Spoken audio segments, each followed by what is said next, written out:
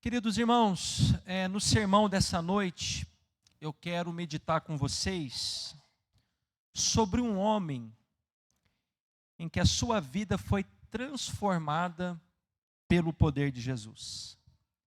A situação desse homem era extremamente deplorável. Alguém que havia perdido o convívio da família, alguém que a família já não tinha esperança sobre a sua mudança, sobre a sua restauração. Um homem que foi rejeitado pela sociedade. Mas Jesus foi ao encontro desse homem que estava perdido, e resgatou esse homem, trouxe esse homem das trevas e o trouxe para a sua maravilhosa luz. Cumprindo o que ele disse sobre a sua missão, que o Filho do Homem veio buscar e salvar o que se havia perdido. Então, baseado nessa introdução, o tema do sermão dessa noite é uma vida transformada pelo poder de Jesus. Repito, uma vida transformada pelo poder de Jesus.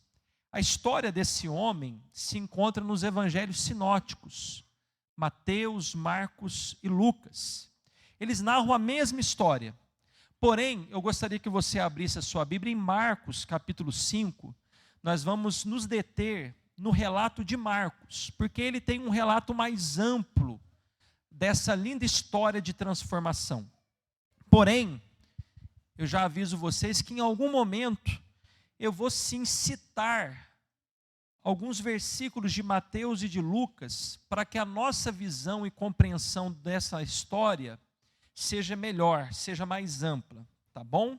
Então, em algum momento eu citarei Mateus e Lucas, mas o texto que nós vamos acompanhar é Marcos, capítulo de número 5. Antes da gente começar a leitura, eu vou lendo e explicando. É muito importante, irmãos, ao lermos qualquer texto da palavra de Deus, acompanhar o seu contexto. Se você bater o olho aí no capítulo 4, você vai ver que nesses últimos versículos aí, Jesus acabou de fazer um grande milagre. Marcos ele está registrando, relatando uma série de milagres que demonstram a autoridade e o poder de Jesus.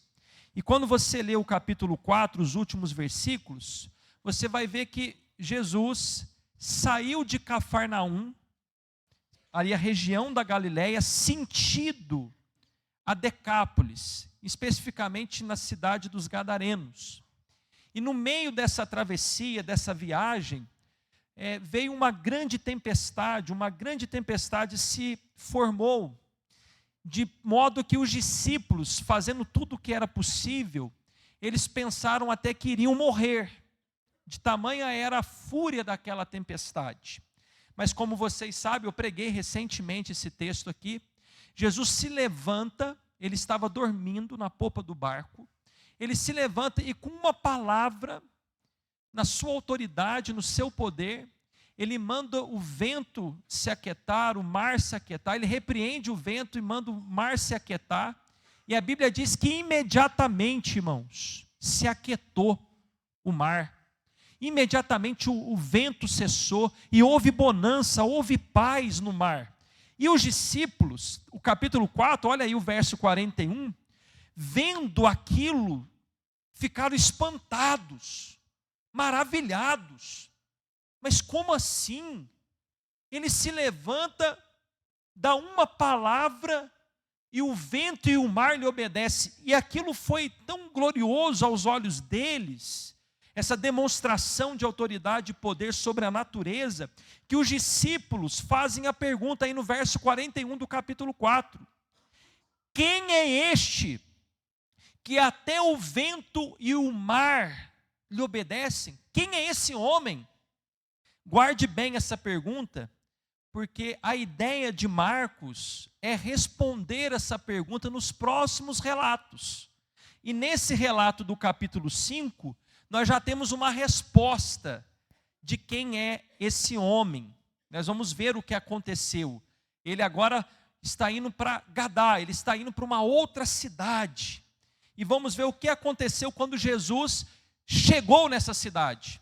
Então, ó, ele está vindo de uma tempestade, eles foram quase à morte, e agora eles vão chegar numa cidade. E aí começa a narrativa do capítulo de número 5. Chegaram na terra dos Gesarenos e agora eles vão, Marcos vai narrar o que aconteceu ali. Verso de número 1, capítulo 5, acompanhem comigo. Jesus e os discípulos chegaram à outra margem do mar, a terra dos Gerazenos. Então veja, a ida de Jesus, a viagem de Jesus de Cafarnaum da Galileia a essa cidade dos Gerazenos foi proposital. Jesus quis ir àquele local. E era uma terra, irmãos, de gentios. Não era uma terra de judeus. Jesus está indo para uma viagem, digamos, missionária, transcultural. Ali tinha a Decápolis, que é uma região de 10 cidades. Para você entender, essa região é como se fosse ali a ABC de São Paulo, Santo André, Diadema, cidades, todas elas juntas ali, que formam o ABC de São Paulo, enfim, a grande São Paulo. Então, era uma cidade muito grande.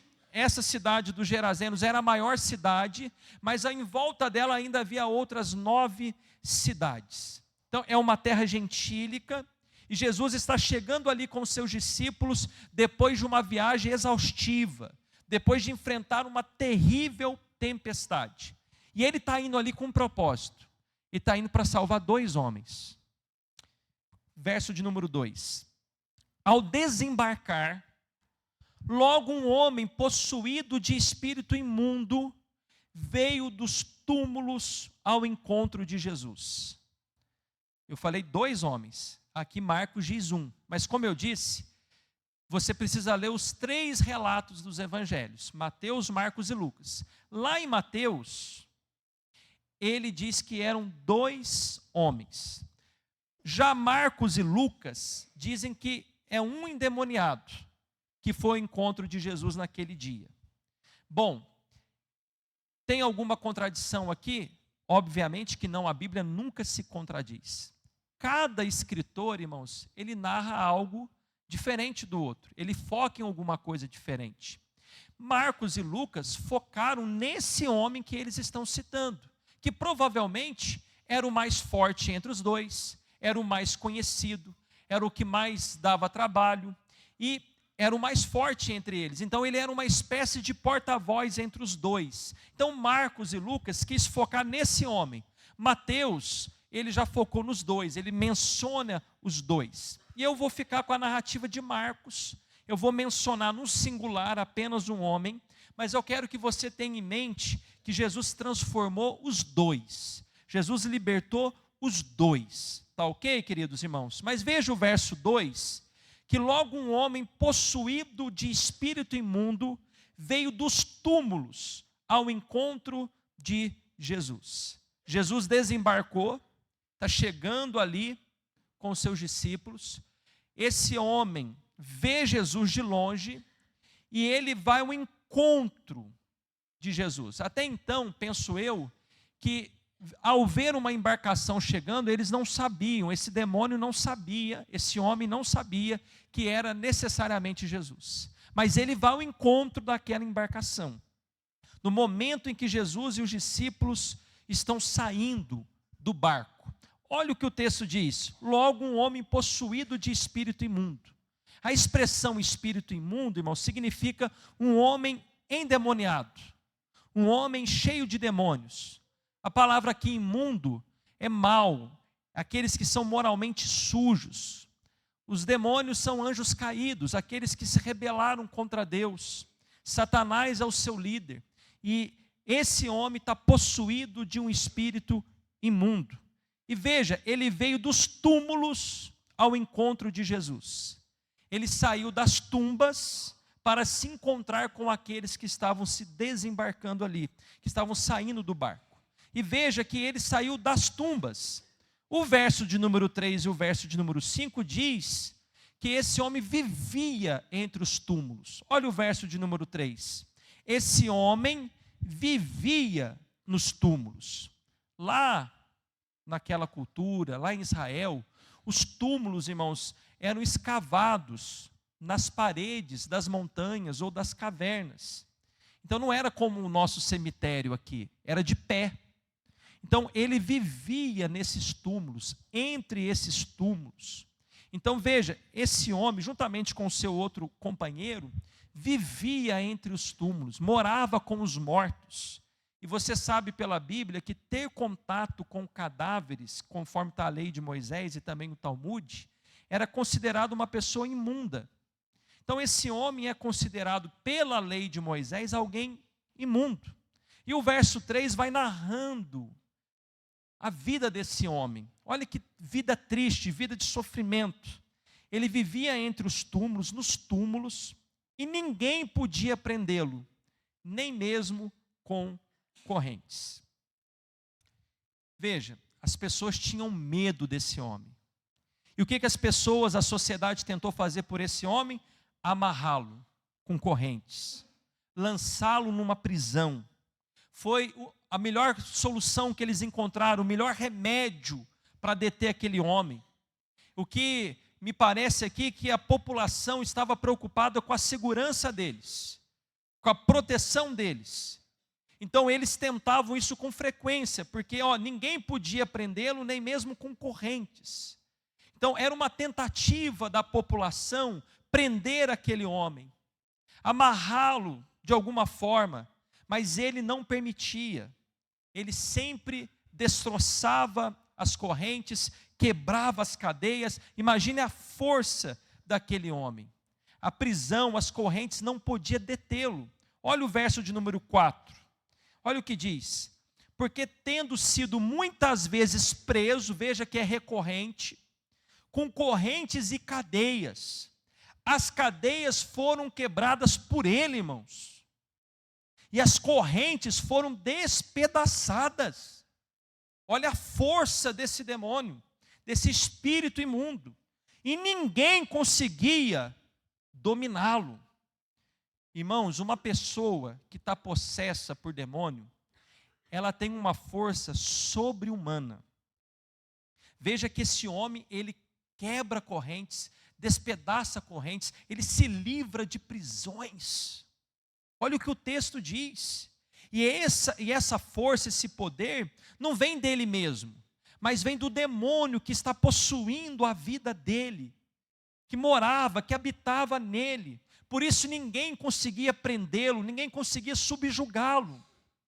Então veja que uma possessão demoníaca torna as pessoas violentas. Aquele homem era como uma fera indomável, um animal selvagem. Ele resistia a qualquer tentativa de alguém que quisesse controlá-lo. E existem então, irmãos, demônios que tornam as pessoas furiosas, violentas. A força humana não consegue detê-lo. A lei humana não consegue detê-lo. Sem dúvida, os familiares, com amor e carinho, tentaram deter aquele homem, mas nem isso foi suficiente. Então o que a sociedade fez? Não suportou mais. Expulsou ele. Por isso que ele foi morar entre os túmulos. Ele foi morar com os mortos. Mateus vai dizer, lá no verso 28 do capítulo 8, que ninguém passava pelo mesmo caminho desse homem. Olha o que o texto diz lá em Mateus 8, 28. Eles eram tão furiosos, os dois, que ninguém podia passar por aquele caminho. Eles eram furiosos. As pessoas tinham medo. Ali a gente não pode passar, porque os dois estão lá.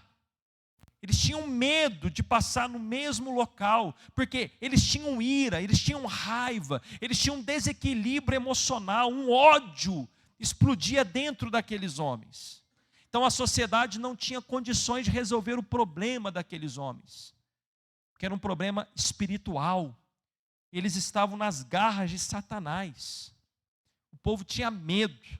Verso número 5 continua narrando o estado deplorável daquele homem. O que diz o texto? Andava sempre de noite e de dia, gritando por entre os túmulos e pelos montes, ferindo-se com pedras. Esse homem está atormentado pelos demônios. Ele era um homem inquieto, perturbado, andando de dia e de noite. Imagina, irmãos, sem dormir, entre os túmulos. Imagina agora, só para você ter uma ideia, você passar lá no cemitério e ver 2 homens gritando, de dia e de noite, atordoados, perturbados. É mais ou menos isso. Veja, esse homem então não tinha descanso, irmãos. Ele mal dormia. O seu corpo não tinha descanso, a sua mente não tinha descanso. E olha o que diz, que ele andava pelos túmulos e pelos montes, uma pessoa inquieta, perturbada. E detalhe, ele se feria com pedras. Ele machucava a si próprio. Pedras aqui, irmãos, a gente pode ter uma leitura ampla. Ele podia pegar a pedra e golpear-se. Ele podia lançar-se sobre as pedras. Você lembra aquele texto que eu preguei recentemente também? Que o pai do menino foi pedir ajuda para Jesus, e que o demônio lançou ele na pedra, de cabeça na pedra. Pode ser isso, pode ser com uma pedra afiada, ele cortava a si mesmo, mas fato é que ele se feria com pedras. Mateus e Lucas vão dizer uma outra coisa ainda que não está aqui. Lucas 8, 27 diz assim: logo que Jesus desembarcou, veio da cidade ao seu encontro um homem possuído de demônios, que havia muito não se vestia. Irmãos, para piorar, olha a humilhação. Esse homem andava nu, pelado. Imagina a cena agora, esse homem se machuca, certo? Esse homem está pelado, perdeu o pudor, perdeu a vergonha, perdeu a decência, perdeu o controle de si mesmo, está ensanguentado e nu.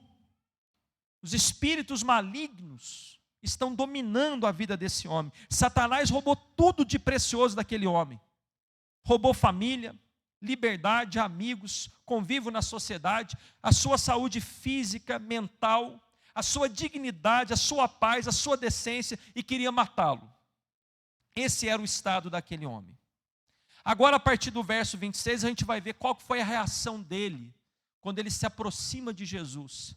Porque no verso 1, fica subentendido que ele vê um barco chegando e ele vai ao encontro. Ele vai ao encontro daquela embarcação. No verso 6, eles se deparam com Jesus. Olha o verso 6.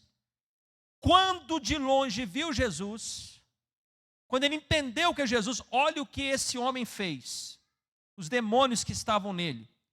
Correu e prostou-se diante dele, gritando em alta voz: o que você quer comigo, Jesus, Filho do Deus Altíssimo? O que você quer conosco? Por Deus, peço-lhe que não me atormente. Miserável ainda pede em nome de Deus. Ele disse isto porque Jesus tinha dito a ele: espírito imundo, saia desse homem. Então Jesus lhe perguntou: qual é o seu nome? Ele respondeu: Legião é o meu nome, porque somos muitos. Aqui a gente fica surpreso, porque até aqui na narrativa, a ideia que a gente tem é que ele tinha um demônio, porque está no singular, não é isso? Espírito imundo, que estava possesso por um demônio. Mas agora no verso 9, após Jesus perguntar qual é o seu nome, a gente é informado pela resposta do demônio que não era apenas um demônio, mas uma legião de demônios, que vai nos revelar a sua condição ainda mais deplorável, mais miserável daquele homem. Ele não está debaixo do controle de um demônio, mas de uma legião. O próprio texto aí dá um entendimento do que significa legião. Olha o que o texto diz: porque somos muitos. Legião, irmãos, era o nome dado a um grupo de soldados romanos, que variava entre 1.000 a 6.000 soldados.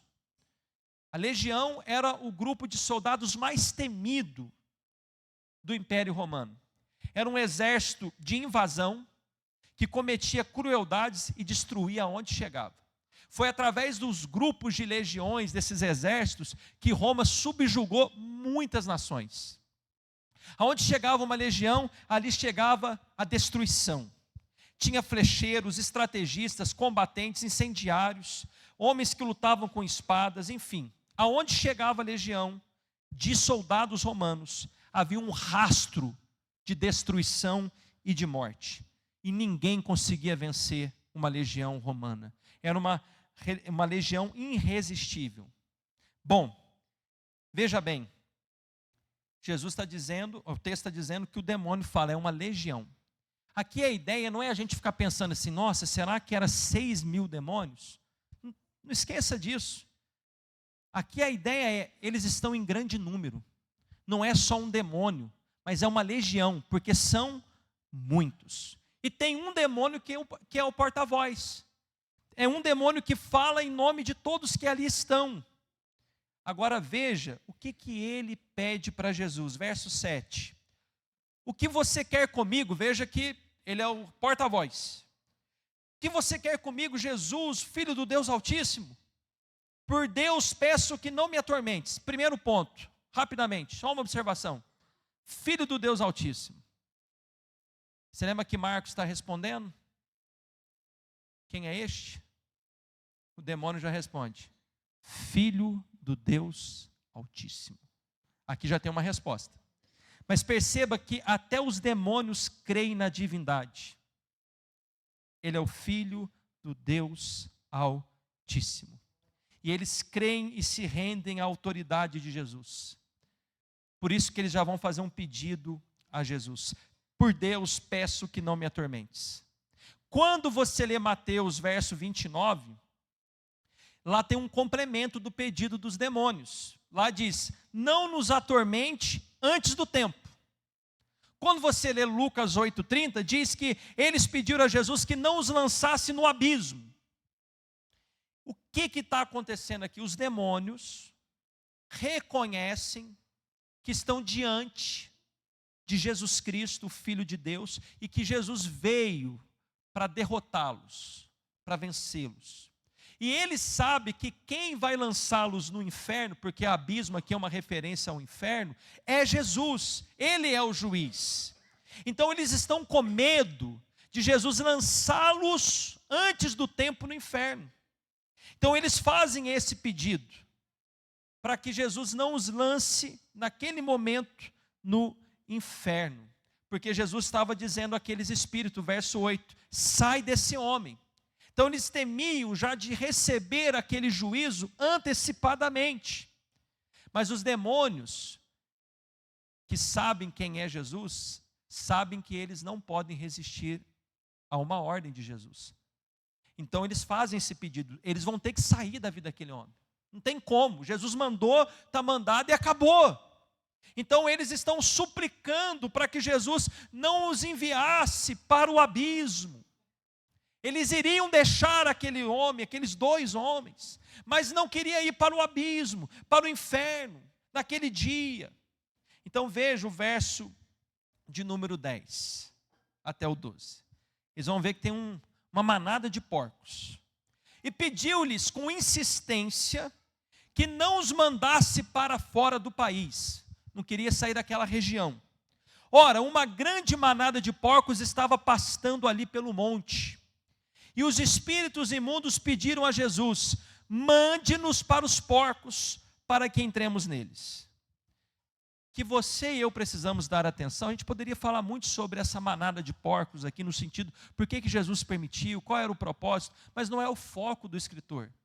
A atenção que o escritor quer nos dar aqui, é que os demônios se submetem à autoridade de Jesus. Que os demônios não podem dar um passo sem que Jesus permita. Então, eles vão sair do homem, e eles querem apenas a permissão para entrar nos porcos. Eles fazem mais um pedido a Jesus. Veja a autoridade de Jesus. Eles estão pedindo, estão implorando. Verso 13. E o texto simplesmente diz, e Jesus o permitiu. Então, saindo os espíritos imundos, entraram nos porcos. E a manada, que era cerca de 2.000 porcos, precipitou-se despenhadeiro abaixo para dentro do mar, onde se afogaram. Os espíritos obedeceram à ordem de Jesus. Sai desse homem. Saiu. Foi para onde? Para a manada dos porcos. Diferente do que muita gente já pregou por aí, que os espíritos ficam vagueando. O espírito sempre está num corpo, irmão. Sempre quer possuir alguém. Então ele saiu de um corpo, ele queria ir para outro, um corpo de animal. Ele queria destruir aquele homem. Quando ele não pôde destruir aquele homem, ele destruiu outros corpos, os corpos dos porcos. Foram 2.000, alguém pode até fazer aquela associação. Tinha uns 2.000 demônios ali. Alguém já fez essa leitura, mas o texto não fala isso, mas são suposições. Mas veja que eles obedeceram à ordem de Cristo e deixaram o homem. Entraram nos porcos e os porcos se jogaram despenhadeira abaixo. Se afogaram no mar. Meus irmãos, quando os responsáveis pelos porcos, que tratavam dos porcos, viram aquilo, eles ficaram morrendo de medo. E qual era o medo deles, irmãos? O que eu vou falar para o chefe? Ué. O que eles fizeram? Verso 14. Fugiram e foi correr lá para falar para todo mundo na cidade e nos campos. Gente, vamos lá para vocês verem. Foi um homem lá com outros discípulos dele, sabe aqueles malucos lá, aqueles que ninguém dá conta. Eu vi, nós vimos, olha, ele deu uma ordem, do nada aconteceu lá um monte de porco, olha, foi tudo para o mar, caiu no mar, está tudo morto. Nós não somos culpados. Eles estão preocupados com isso. Não tem nada a ver com isso. Verso 14, os que tratavam dos porcos fugiram e foram anunciá-lo na cidade e pelos campos. Ó, irmão, isso foi para tu quanto é lugar. Gente, não fui eu não. Olha, não foi a equipe não. Vai lá, tem um negócio acontecendo lá, gente. Todo mundo tinha medo. Vai lá para vocês verem, o homem está diferente. Vai lá para vocês verem, os dois são diferentes. Tem um homem lá, parece que é um tal de Jesus. Olha aí, e o povo saiu para ver o que tinha acontecido. A gente gosta de fofoca, né, irmão? Vamos lá todo mundo, já imagina a galera aí, né? Fosse para ajudar o coitado, ninguém ia, mas vamos lá, morreu os porcos, vamos lá. Vamos ver se não pega fazer um churrasquinho, vamos lá. E aí, esse aí é um parênteses meu. Aproximando-se de Jesus, aí o povo chegou, irmão, olha a cena agora. O povo chegou. Eles foram lá para ver os porcos no mar. E ver esse tal de Jesus e ver o quê? Quando eles aproximam, o verso 15, viram o endemoniado, o que antes estava dominado pela legião. Como é que estava agora o endemoniado? Assentado, vestido, em perfeito juízo, e temeram. Eu achei que você ia até dar um glória a Jesus agora. O que as pessoas viram? Viram Jesus, mas viram um homem que estivera endemoniado. Não tinha dúvidas, era ele mesmo. Era o homem endemoniado. Só que agora ele não estava gritando mais. Agora ele não estava se ferindo com pedras, inquieto, para lá e para cá, atacando as pessoas. Ele não estava mais nu, peladão. Não, ele estava liberto, transformado, em pleno juízo. Olha aí, irmãos, o verso 15. O homem estava sentado aos pés de Jesus, aquele que vivia perturbado, correndo de dia e de noite, sem descanso para a mente e para o corpo, está quietinho, sereno, assentado. Irmãos, nada é por acaso na Bíblia, ele está assentado. Sabe por quê? Porque ele só ficava de pé correndo para lá e para cá. O homem estava vestido, lembra que eu falei? Que já havia perdido o pudor, a dignidade, só andava pelado, nu.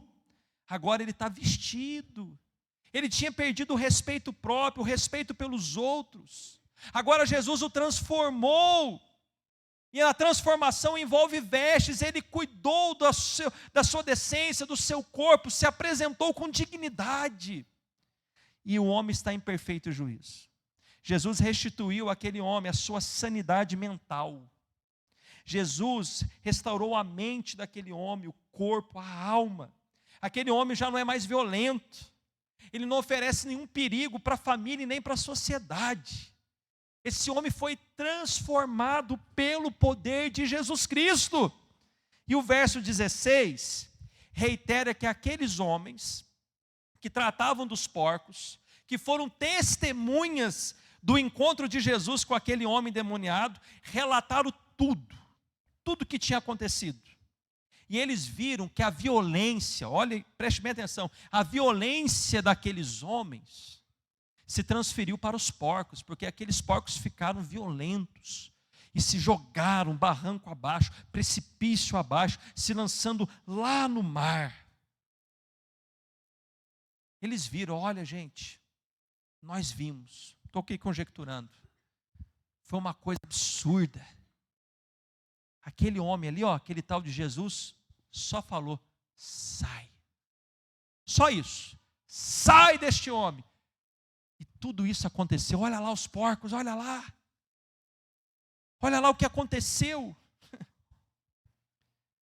Qual foi a reação dos donos dos porcos? Eles querem se livrar da culpa. Quando os donos dos porcos, irmãos, entenderam que tudo aquilo aconteceu com seus porcos, que foi uma libertação daquele homem endemoniado, que foi por conta de Jesus, o que eles fizeram? Qual era a reação? De alegria? Oh, que bênção! Que bom que o Senhor esteve aqui, Jesus. Olha, não tinha o que a gente fazer para libertar esse homem. Olha, palmas. O Senhor é maravilhoso. Olha que poder. Como é que o Senhor fez isso? Olha aqui, Jesus, obrigado. Olha aqui, vão trazer mais gente para o Senhor curar aqui. Vão trazer mais gente para o Senhor fazer milagre. Ajuda a nossa população, ajuda a nossa cidade. Será que a reação deles foi de gratidão, de tentar levar mais pessoas para Jesus? Porque em outros textos, em outras passagens, em outros momentos, a população fazia isso muitas vezes. Alguém era curado, alguém era transformado, sabe o que fazia? Levava mais uma multidão. Que eles queriam que Jesus abençoasse outros. Mas olha a reação deles aí no verso 17. E começaram a pedir com insistência, não que Jesus ficasse e abençoasse, mas olha, que Jesus se retirasse da terra deles. Uma reação completamente diferente. Eles queriam que Jesus fosse embora. Veja que eles insistiram. Irmãos, a sociedade, os donos dos porcos, mais aquelas pessoas daquela cidade, deram mais valor aos porcos do que aquele homem. A sociedade de Gadara não rejeitou apenas um homem endemoniado, mas rejeitou o próprio Cristo. Eles não valorizaram a salvação, a libertação, a transformação daquele homem. Jesus havia expulsado os demônios daqueles homens, e o que eles fizeram? Expulsaram Jesus da terra deles. Jesus expulsou os demônios, e eles expulsaram Jesus e os discípulos. Amaram muito mais os porcos, o dinheiro, do que a Jesus. Os porcos valiam mais do que a vida daqueles homens. Irmãos, vamos ser honestos. É compreensível que, de alguma forma, houvesse uma tristeza por causa da perca dos porcos, porque valia dinheiro. Mas veja, irmãos, os proprietários dos porcos e todas aquelas outras pessoas, de alguma maneira, de alguma forma, eles poderiam reagir de outra maneira. Eles poderiam ter dito, por exemplo, olha, nós tivemos um prejuízo financeiro, mas nós estamos alegres por ver a vida desse homem transformada, por vê-lo em perfeito juízo, de sabermos que ele vai ser restaurado à sua família. Nós perdemos, mas nós ganhamos muito mais, porque uma vida vale muito mais do que qualquer dinheiro. Mas não. Eles quiseram que Jesus fosse embora. Um dos motivos pelos quais Jesus permitiu que os demônios entrassem naquela manada de porcos, sabe qual que é? Revelar aquelas pessoas, o coração delas. Os corações egoístas, materialistas, sem afeto humano. Eu poderia citar outros motivos pelos quais Jesus permitiu aqueles demônios entrarem na manada de porcos. Mas não é esse o propósito do texto. E são conjecturações, mas o principal propósito é isso. Jesus mostrou àquela sociedade o estado de depravação do coração deles. Eles eram egoístas, materialistas, amavam mais o dinheiro do que a vida humana. E Jesus atendeu o pedido daquelas pessoas. Assim como atendeu o pedido dos demônios, atendeu o pedido daquelas pessoas. Ele entrou no barco para ir embora. Em contrapartida, olha o verso 18. O homem que foi liberto não queria que Jesus fosse embora, não. E já que ele ia, ele queria ir junto. Quando Jesus estava entrando no barco, aquele que antes estava possuído pelos demônios, pediu também com insistência. É a terceira vez que aparece a palavra insistência. Os demônios insistiram, os donos dos porcos insistiram, e o homem endemoniado insistiu. O ex-endemoniado. Insistiu para quê? Para que Jesus o deixasse ficar com ele. Ele queria servir a Jesus. Ele queria ir com Jesus. Ele insiste com Jesus, mas a resposta de Jesus. Verso 19. Jesus, porém, não o permitiu. Jesus permitiu os demônios ir para onde eles queriam. Jesus atendeu o pedido dos gadarenos. Mas quando aquele homem, liberto por ele, pediu, ele não permitiu. Ao contrário, ordenou-lhe, deu uma ordem. Vá para a sua casa, para os seus parentes, e conte-lhes tudo o que o Senhor fez por você, e como teve compaixão de você. Filho, você não vai comigo não. Você vai voltar para a sua família. E você vai contar o testemunho do que o Senhor fez na sua vida. Das maravilhas que Ele fez na sua vida. Jesus envia aquele homem como missionário para a sua casa. Para dar testemunho na sua terra, na sua cidade. Ele, antes de ter um encontro com Jesus, ele espalhava medo, pavor. As pessoas tinham medo dele. Agora Jesus está mandando ele ir para espalhar não mais ódio, mas espalhar agora as boas novas de salvação. Aquele homem que era um problema para a sociedade, um problema para a família, agora ele vai ser um canal de bênçãos. Aquele homem que era um mensageiro da morte, porque ele andava entre os túmulos, ele morava com os mortos, aonde ele chegava, ele respirava morte. Agora ele vai ser mensageiro da vida, porque Jesus é a vida. E Jesus nos ensina, irmãos, que o nosso testemunho precisa começar na nossa casa. O primeiro campo missionário nosso é o nosso lar, a nossa família. É a nossa família que precisa ver a transformação do Evangelho em nós. É a nossa família que primeiro precisa ver e ouvir as boas novas de salvação, o que Deus fez por nós. Primeiro começa em casa. Mas eu quero destacar aqui o amor de Jesus pelos gadarenos. Irmãos, ele foi expulso. Pediram para Jesus ir embora, mas o que Jesus fez? Ele vai embora, mas ao mesmo tempo ele fica. Ele fica através do missionário que ele deixou. Eles resistiram a Jesus, mas Jesus não desistiu deles. Jesus não abriu mão de anunciar as boas novas a eles. Jesus deixa ali aquele homem que seria uma pregação viva do poder de Jesus. Fica aí, meu filho, testemunhe para sua casa, para essas pessoas, o que o Senhor fez por você. Jesus não tratou eles conforme foi tratado por eles. Eles maltrataram Jesus, mas Jesus os amou. Jesus falou, eu vou, mas eu deixo alguém que vai falar de mim. Verso 20. O homem ouviu a ordem de Jesus. O que ele fez? Obedeceu. Não fez birrinha não. Igual muito crente hoje. Eu queria ir. Faz a minha vontade. Estou pedindo, estou implorando. Tem que ser do meu jeito. Tem muito crente assim, birrentinho, mimizento. Como se ele pudesse mandar em Jesus. Esqueceram que Jesus é Senhor, é Ele que dá as ordens. Não, você não vai não. Meu filho, você vai ficar aqui. Eu vou te usar aqui. Eu vou te usar aqui. Verso 20. Ordem dada, ordem cumprida. Então ele foi e começou a proclamar em Decápolis, não só na cidade dele, em Gadá, mas naquelas cidades, 10 cidades, tudo que Jesus lhe tinha feito, e todos se admiravam. Então ele chega em casa, imagina agora, irmãos, por favor, olha a cena, tenta imaginar, aquele homem que andava nu, aquele homem que andava ferido, cheio de sangue, gritando, perturbado, chegando em casa agora. Imagina a família. Que isso? Não acredito. É meu filho.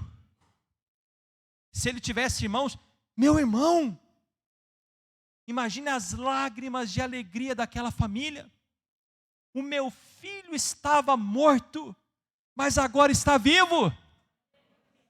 Estava escravo, mas agora está liberto. Não tinha juízo, mas agora tem. E olha o semblante dele. Que transformação. Abraçam aquele rapaz, com certeza, irmãos. O que houve, filho? E ele começa a proclamar. Proclamar é pregar. Não é só dar testemunho. Ele fala: mãe, pai, estou conjecturando. Família. Um homem veio lá de Cafarnaum, da Galileia. Atravessou o mar. E veio ao meu encontro. E fez o que a senhora está vendo. Eu fui liberto de uma legião de demônios. Eu era escravo do pecado, escravo de Satanás. Mas quem é esse homem? Quem é este que repreende e expulsa os demônios? Ele é o Filho de Deus, Jesus Cristo. E perceba que no verso 19 Jesus fala: vai lá e anuncia-lhes o que o Senhor fez. Ele entende que é Jesus, irmãos, porque olha a observação.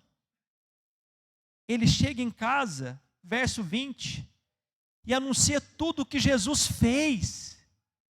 Ele entende que Jesus não é mais um profeta apenas. Ele é o Senhor. Ele é divino. Ele é Deus. Jesus falou: você vai e anuncia o que o Senhor fez. Ele chega e conta: quem fez isso foi Jesus, o Senhor. Ele é o Senhor. E todos se admiravam. Agora imagine, irmãos, olhe para mim. Todos se admiravam, não só a família. Imagina quem conhecia aquele homem. Que isso, cara? O que aconteceu? Que tinha medo, lembra? Presta atenção, tinha medo. Aonde via, cortava a volta. E passa lá um homem. Quietinho, semblante. Estou conjecturando, irmãos. Eu tenho liberdade para isso. Porque todos se admiravam. O que aconteceu? Gente do céu. Quem fez isso? Qual médico? Qual remédio esse homem tomou? Não. Ele dizia, ele proclamava como um arauto. Quem fez isso?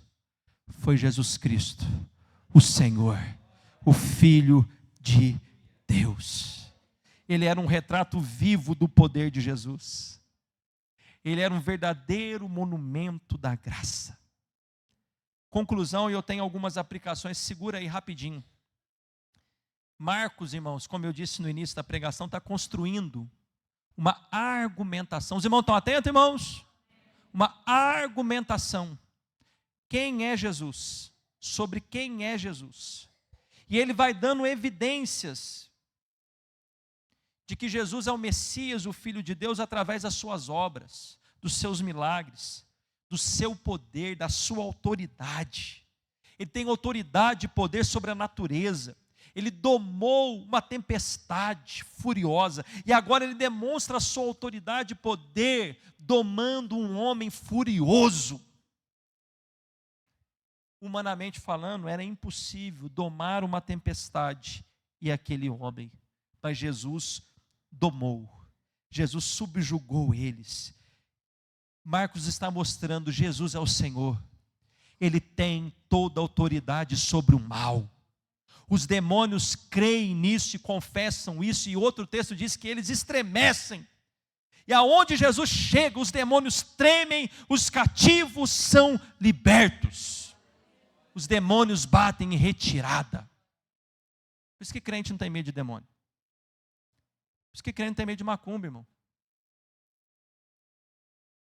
Então eu não sei como é que essa pastorada, os falsos profetas, só fala disso e o povo está lá dando dinheiro, gente. Eu tenho vontade de perguntar, vocês não são crente? Medo de diabo, gente. Nós não podemos subestimar o poder do diabo, não é isso. De maneira nenhuma.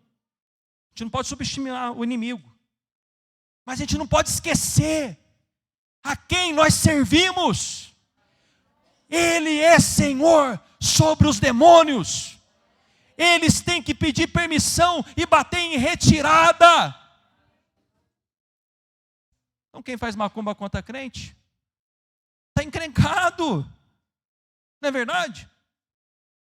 Eles que têm que ter medo. Fez macumba. Rapaz, se arrependa. Porque eu sou fraco. Mas o Cristo que eu sirvo, Ele é Senhor também sobre os demônios. Vai dar problema para você. Se arrependa. Porque Ele é Senhor. Mas eu tenho algumas aplicações agora.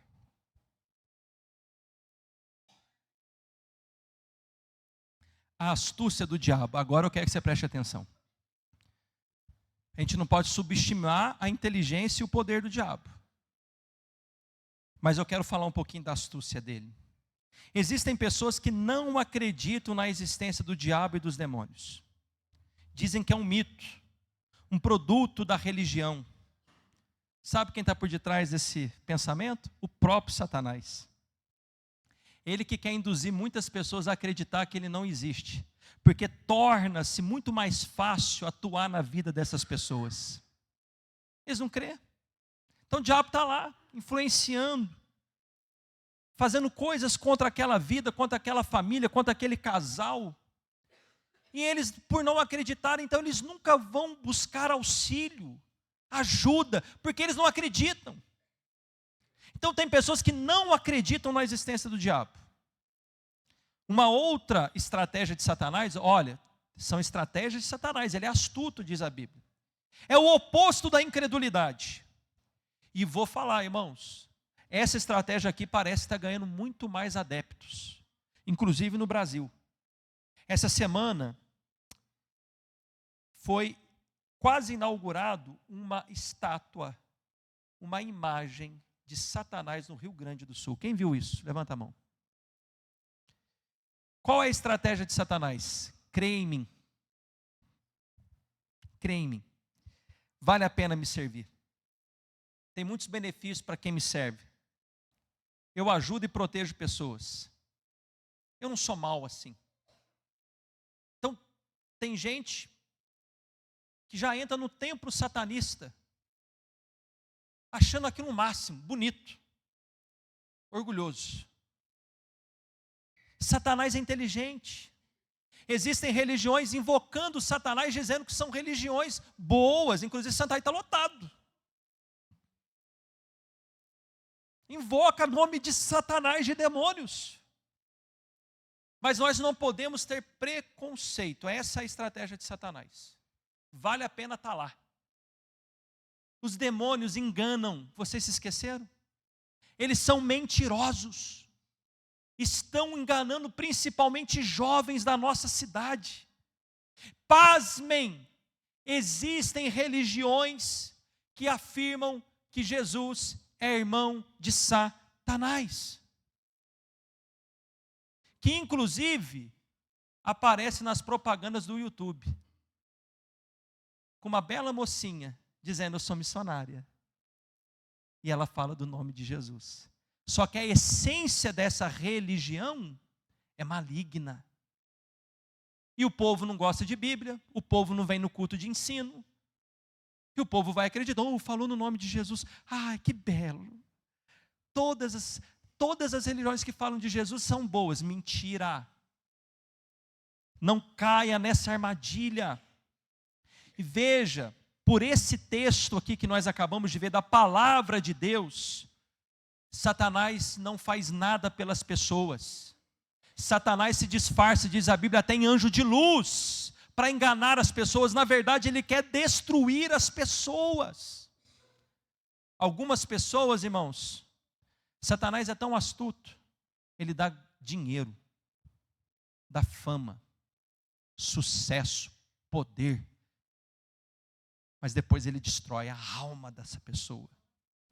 Nem todos Satanás vai se apoderar, como aconteceu aqui, essa possessão demoníaca. Mas possessão demoníaca que a gente viu aqui não é um mito não, viu, irmãos? É uma realidade. Satanás se apodera de pessoas. Mas nós não podemos imaginar e pensar que a ação do diabo, e aqui eu quero que você abra bem os seus ouvidos, que é apenas em forma de possessão demoníaca. Não, biblicamente falando, a ação do diabo é de uma outra maneira. O diabo age de uma forma muito mais astuta, silenciosa. Existe a possessão demoníaca, mas são poucas pessoas que vão ficar possessas, que vão ter essas manifestações, mudar a voz, se debater, ter uma força monstruosa, excesso de raiva, andar nu, é poucos. A maioria das pessoas estão recebendo uma influência de Satanás de outro modo. Vou te dar um exemplo. Você que já leu a Bíblia, Lucas 22, 3. Satanás entrou em Judas Iscariotes. Quem lembra disso? Levanta a mão. O que Judas fez? Caiu no chão babando? Não. Assustou, né? Sabe o que Judas fez? Quando Satanás entrou nele? Saiu da onde estava Jesus e foi vender Jesus por 30 moedas. Nem sempre Satanás vai se manifestar dessa forma que a gente leu na Bíblia. Ele não ficou possesso, Judas, mas ele estava debaixo do domínio de Satanás. E foi vender. Agora, olha o que a Bíblia diz em Efésios 2:2. Por favor, não sou eu, é a Bíblia. Todos os seres humanos que não estão em Cristo, todos. Pode ser rico, pobre, branco, negro, jovem, idoso, doutor, analfabeto, todos estão debaixo de uma influência do mal. Só que, repito, a maioria não vai se manifestar como esse homem. Olha o que o texto diz: nos quais vocês andaram no outro tempo. Paulo está dizendo, lá atrás, antes de vocês entregarem a vida de vocês a Jesus, vocês andaram segundo o curso desse mundo, segundo o príncipe da potestade do ar, do espírito que agora atua nos filhos da desobediência. O espírito que atua nos filhos da desobediência é o príncipe da potestade de Satanás. Ele influencia as pessoas. O verbo aí no grego, atuar, significa trabalhar. Satanás trabalha na vida das pessoas. Ele demonstra poder, ele influencia. Como que ele influencia, pastor? Como que ele atrai as pessoas? Ele é astuto, ele é enganador. Ele faz isso de várias maneiras. Ele seduz o pecador através de tentações. Ele promete uma coisa e paga com outra. Ele usa, sabe o quê? A cultura, os filmes, as séries, as redes sociais. Ele usa os amigos. Ele usa aquele homem, aquela mulher da empresa para te seduzir para o adultério. Ele quer levar você a pecar. Ele quer levar você e a mim a se afastar de Deus. Então, ele não vai chegar e dizer, eu sou Satanás. Fica fácil para você entender. Fica fácil para mim de sair fora. Ele vem de uma forma sedutora. Ele quer escravizar a sua vida. Ele quer acabar com o seu casamento.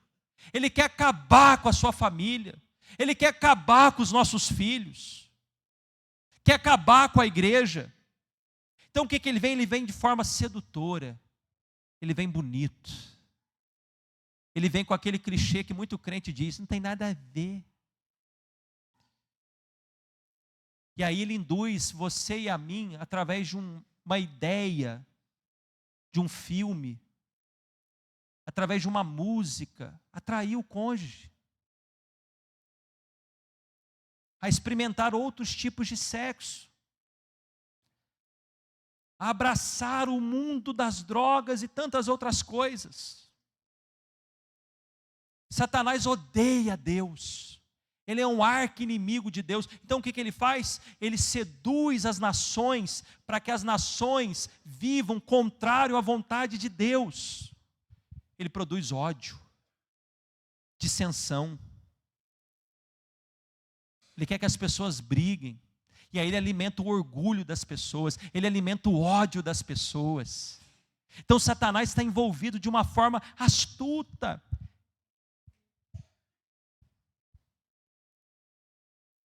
Não ignore os ardis de Satanás, Paulo diz.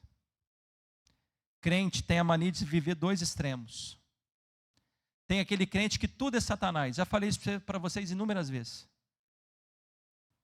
Não está achando a calça Satanás. Cadê a calça, mulher? Satã está na minha casa. Esses são os extremistas. Tudo é Satanás. Coitados. É desses aí que os pastores arrancam dinheiro. Pastores não, bandidos. Que ele acredita em tudo, tudo é Satanás. Mas há o outro extremo, aquele que não acredita mais. É aquele que vive nesse mundo como se não existisse a batalha. Ele está tranquilão, ele não ora mais, ele não jejua, ele não lê a Bíblia, e a família dele sendo destruída, o casamento dele sendo ruído. E ele cada dia ficando mais mundano. Cada dia ele se comporta como não crente. E ele está achando que é só a carne dele, que está normal. Irmãos, nós vivemos uma geração de evangélicos que está normalizando tudo. É normal não orar mais para muitos crentes. É normal ter condições de estar no culto e não vir. Está normal para muita gente priorizar dinheiro só, mas não prioriza mais comunhão com Deus. Está normal, esquecem do que Pedro diz. Sede sóbrios. Sóbrio, ó. O contrário de sóbrio é embriagado. O embriagado não sabe, ele não está nem entendendo nada. Sóbrio não, ele está atento. Sede sóbrios e vigiai. Porque o diabo, vosso adversário, não é só de Deus, é vosso adversário. Ele anda como leão, bramando como leão ao nosso derredor, buscando a quem possa destruir. Ele quer destruir. O que os crentes estão fazendo? Mais no videogame do que na oração. Mais no celular do que em outras coisas. Famílias desprotegidas, mulheres que não oram pelo seu cônjuge, homens que não oram pelos seus cônjuges, homens e mulheres que não oram pelos filhos. Olha a reunião de oração. Tem gente que nunca pisou na reunião de oração. São pessoas que estão desatentas. Não, Deus é soberano, como o pastor falou, Jesus é Senhor sobre os demônios. Sim, verdade. Mas o mesmo Jesus que é Senhor sobre os demônios, Ele mandou a gente orar. Mandou a gente vigiar. E veja, irmãos, uma outra, e eu estou terminando, uma outra aplicação. Somente Jesus tem poder para transformar pecadores. Irmãos, a sociedade não tem poder para resolver o problema do pecado. A sociedade, a ciência, todas essas coisas que são boas e importantes, não têm poder para arrancar uma pessoa das garras de Satanás. Somente Jesus, somente o Evangelho pode libertar o homem do pecado. Não há esperança nesse mundo para alguém que não seja Jesus Cristo. 1 João diz que Cristo veio para desfazer as obras do diabo e manifestar as suas obras. Jesus disse em João 8,36: se pois o Filho do Homem vos libertar, verdadeiramente sereis livres. Só Jesus pode libertar.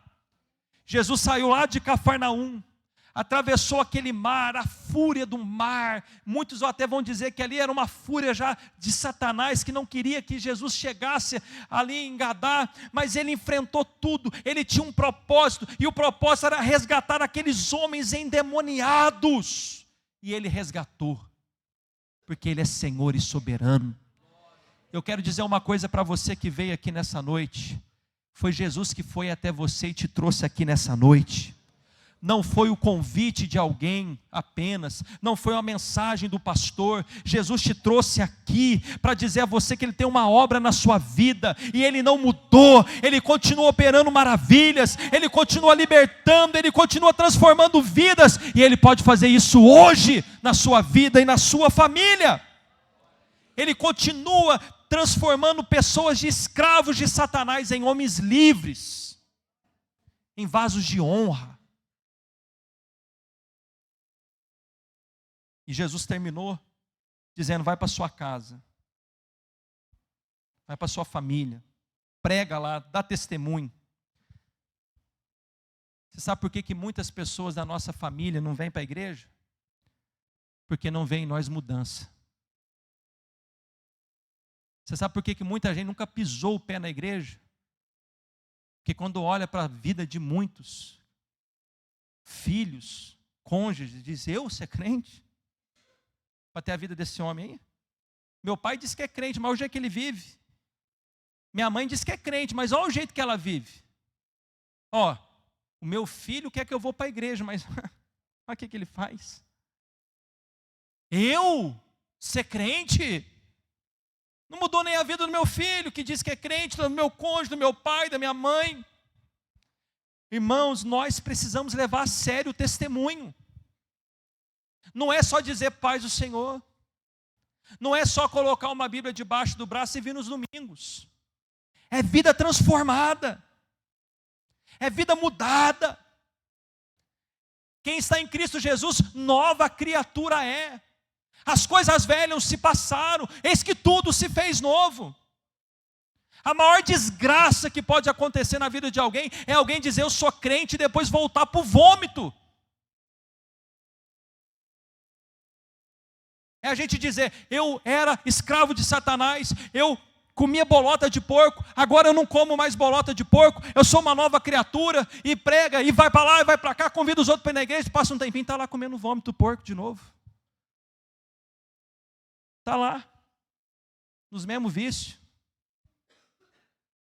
cobiçando mulher, cobiçando homem, sendo indecente no jeito de vestir, e aí põe um louvor, e põe lá no store, louvando a Deus. Como é bom estar na casa de Deus. Aí chega na segunda: como é que foi seu domingo? Oh, foi maravilhoso, estava na igreja. Eu amo Jesus. Está dando testemunho. Passa um tempinho, está falando mal da vida dos outros. Passa um tempinho, está querendo derrubar o outro colega de emprego. Passa um tempinho, é sem educação com o outro. Mas o que você é? Eu sou evangélico. Aceite a Jesus. A pessoa deve olhar e dizer: que pessoa infeliz.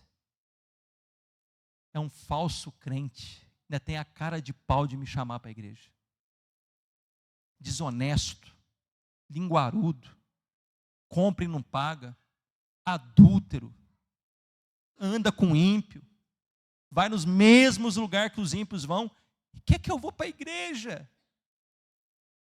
Meu irmão, transformação. Nós não estamos mais em trevas, nós somos luz no Senhor, irmãos. As suas redes sociais e as minhas, os meus stories, é para a glória de Deus, não é mais como o do ímpio. O que a gente posta evidencia se nós somos crentes ou não, com quem a gente anda. Bem-aventurado aqueles que não andam com os ímpios, que não se detêm no caminho dos pecadores, que não se assenta na roda dos escarnecedores. A gente tem que conviver com muitas pessoas e temos que pregar a elas, mas a gente não precisa ser amigo, fazer o que eles fazem. Tem que pregar. Agora eu faço uma pergunta minha a você. Você tem pregado o evangelho? Você tem coragem de chegar e dizer: Jesus mudou a minha vida. Jesus transformou a minha vida. Pastor, mas do jeito que o senhor está falando, eu tenho até medo, porque eu não sou perfeito. Não estou falando de perfeição. Eu estou longe de ser perfeito, muito longe. Ninguém vai ser. Mas tem um padrão. Tem um mínimo que tem que ter na nossa vida. Qual foi a última vez que você fez como esse homem? Proclamou Jesus. Deixa eu te falar, no seu trabalho as pessoas sabem que você é crente? Deixa eu te falar uma coisa, por favor, olha para mim. Qual foi a última vez que você trouxe uma pessoa nessa igreja? Qual foi a última vez que você viu alguém se batizando como domingo passado, em que você olha e diz assim, puxa, pela graça de Deus, eu fui um dos instrumentos que Deus usou, eu amei essa pessoa, evangelizei, eu caminhei com ela. Deus está colocando pessoas na sua vida, para você falar do amor dEle, para você testemunhar, e você está de boca calada. Essa pessoa está indo para o inferno, padecendo, porque sem Cristo é condenação, é inferno, e a gente está calado. Mas esse homem não, ele volta para casa, mas ele não se contenta. Não, eu não vou ficar só em Gadar, eu vou para todas as cidades, eu vou pregar em toda Decápolis, eu vou anunciar as boas novas de Jesus Cristo. Quem é você, irmão? Sua família sabe que você é crente? As pessoas veem Cristo em você? Para finalizar definitivamente, as pessoas veem que há um antes e um depois? Ou você está na igreja e continua a mesma pessoa? Se não estiver vendo uma transformação, eu sei que a transformação é gradativa, ela vai acontecendo, é um processo. Mas se você continua o mesmo, você está enganando a si mesmo. Para de enganar a si mesmo. Tiago diz, não sede ouvintes apenas, mas sede ouvintes praticantes. Senhor, obrigado pela tua palavra. Ore comigo, irmãos. Que poder, que autoridade do nosso Senhor libertou aqueles homens das garras de Satanás. Aquilo que o dinheiro não poderia fazer, aquilo que a ciência, a medicina não poderia fazer, aquilo que as leis humanas não poderiam fazer, o teu Filho fez. É o Senhor que salva, é o Senhor que liberta, é o Senhor que transforma, é o Senhor que chama pecadores, excluídos da sociedade, homens e mulheres que à luz dos olhos humanos estavam perdidos. O Senhor traz os perdidos, dá um banho no seu sangue, faz dele um novo homem, uma nova mulher. É o Senhor que levanta o homem caído, a mulher caída. É o Senhor que tem autoridade sobre os demônios, e com uma palavra nenhum demônio é capaz de ficar, porque o Senhor tem autoridade sobre todas as coisas. O Senhor continua o mesmo, o Senhor não mudou. Jesus Cristo é o mesmo ontem, hoje e eternamente. A glória e o louvor para todos sempre a Ti, Jesus. Leva o Teu povo em paz, Senhor, como o Senhor nos trouxe. Despede, dá uma semana abençoada para a sua igreja. E quando a gente tiver medo, quando a gente tiver com temor no coração, que o Teu Espírito Santo nos lembre de quem é Jesus. Ele tem poder e autoridade sobre tudo e sobre todos. Nem os demônios podem com a sua voz e a sua ordem. É o Senhor que cuida de mim, é o Senhor que cuida da minha família, é o Senhor que cuida de cada família, de cada irmão aqui presente. Por isso nós não temeremos o mal. Tira esse medo desse coração e coloca fé, que possamos sair daqui meditando em quem Tu és. Curva a sua cabeça, estenda as suas mãos.